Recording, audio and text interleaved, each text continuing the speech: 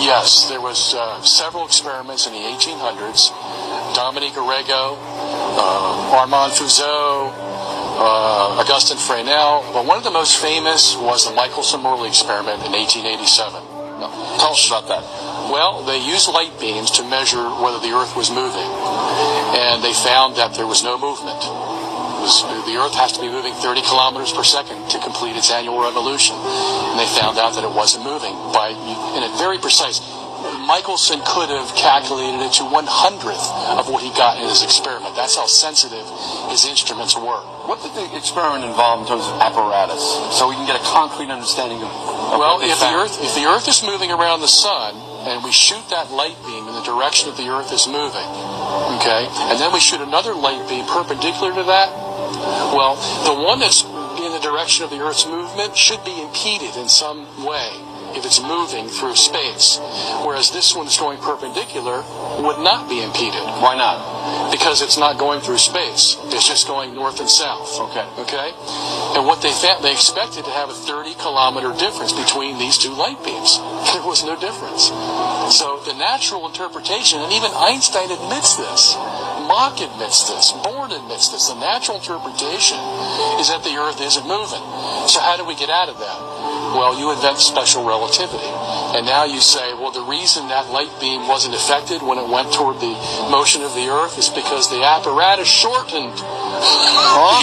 Yeah, Michelson's apparatus shortened as it was going with the Earth in its orbit around the sun. Wait, you're telling me that the contraction of mass was invented to explain away the results of the Michelson-Morley experiment? Yes, and that's what my book will tell you, and it's been admitted by all the scientists. Well, isn't there any experimental confirmation that as you approach the speed of light, there's a contraction effect?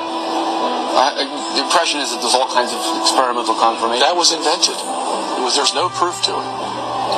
Yes, all the physicists will tell you there's no proof. Not that I'm surprised, you understand. Yeah. I know what the scientific community is capable of in terms of mass deception. Evolution is a mass deception.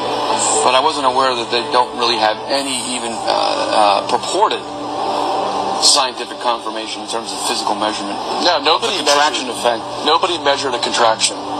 But they put it into a mathematical formula called the Lorentz transform, and it's probably the most famous equation used in physics today. Does anyone expressly admit that, hey, we had to come up with this contraction effect because otherwise we're stuck with a motionless? Yes, the very guy who invented it. Tell me what Heinrich Lorentz. Heinrich Lorentz says, I don't have any other explanation to this experiment of Michelson-Morley unless I contract the apparatus. Otherwise, we're going to have to believe the Earth is standing still in space. Only one tiny detail had eluded the experimenters. Physics at the time, including Maxwell's famous equations for electrodynamics, was based on the assumption that space was filled with a substance, an ether through which light and other electromagnetic waves would propagate. But all attempts to directly measure the motion of the Earth around the Sun through this ether had paradoxically resulted in an apparent velocity of 0. The stage was set for one of the most important events in the history of physics, the Michelson-Morley experiment. 1887 Michelson-Morley experiment. If the Earth were moving through an ether, then a sort of ether wind would be created at the surface of the Earth.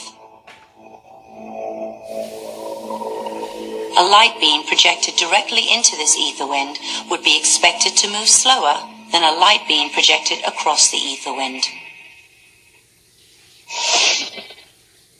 If we project the beams across a known distance and then recombine them, we would expect the two waves to be out of phase by an amount that would tell us the distance the Earth had moved. If the Earth is moving through the ether, then light waves going one direction relative to us should travel at a different speed than another direction. It's like if you're in a fast-moving river and you're swimming along with the current, you're swimming much faster relative to the shore than if you're swimming against the current. So what the Michelson-Morley experiment was designed to do was measure the speed of light in one direction versus another direction to see how fast we're moving through the ether. And what it discovered was it's the same in one direction as the other. Michelson-Morley couldn't measure any effect of Earth's orbit, even though the assumption was at the time that that would affect the measured speed of light.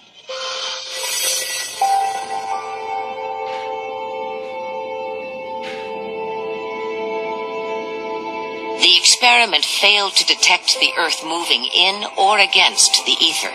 The problem was serious. Although various solutions were advanced, in the end, science was faced with a choice.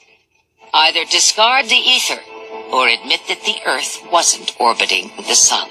The Michelson-Morley experiment in the 1880s proved the Earth was stationary, and Albert Einstein claimed this was a serious embarrassment and intended to disprove it with his relativity theory, but later admitted that he had failed to do so.